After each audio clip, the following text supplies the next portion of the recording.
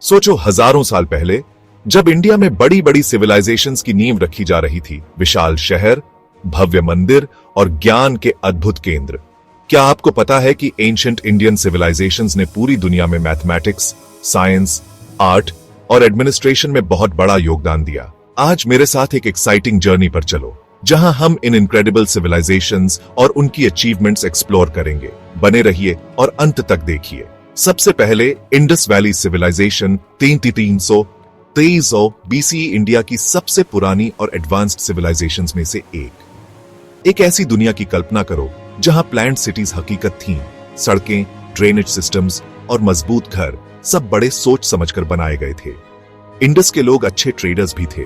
Mesopotamia के साथ उनके व्यापार के सबूत मिले। ब्रॉन्ज, कॉपर और बीड मेकिंग में उनकी क्राफ्ट्समैनशिप कमाल की थी, और उनकी स्क्रिप्ट आज तक एक अनसॉल्व्ड मिस्ट्री है। अब वैदिक सिविलाइजेशन की बात करते हैं। 1505 बीसी एरियंस के आने के साथ वैदिक सिविलाइजेशन का विकास हुआ। संस्कृत दुनिया की सबसे साइंटिफिक लैंग्वेजेस में से एक यहीं से निकली।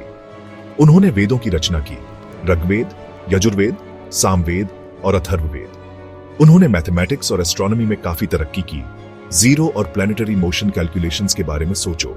और एग्रीकल्चर में उन्होंने आयरन का इस्तेमाल किया और हॉर्सेस और चैरियट्स इंट्रोड्यूस किए। अगला महाजनपादा और मौर्य एम्पायर 600 बीसीई, 160 बीसीई 16 शक्तिशाली महाजनपदों का उदय हुआ। और फिर मौर्य एम्पायर ने पूरे इंडिया को एक एडमिनिस्ट्रेशन के तहत एक कर दिया। चाणक्य, जिन्होंने अपने अर्थशास्त्र से पहला सिस्टमैटिक एडमिनिस्ट्रेटिव फ्रेमवर्क दिया। सम्राट अशोक, बुद्धिज्म के प्रचारक, जिन्होंने रोड्स, हॉस्पिटल्स, इन्स और वाटर स्टोरेज सिस्टम्स बनाकर एक लेगेसी छोड़ी। उनके पिलर्स और सांची स्तूप आर्किटेक्चरल मार्वल्स हैं।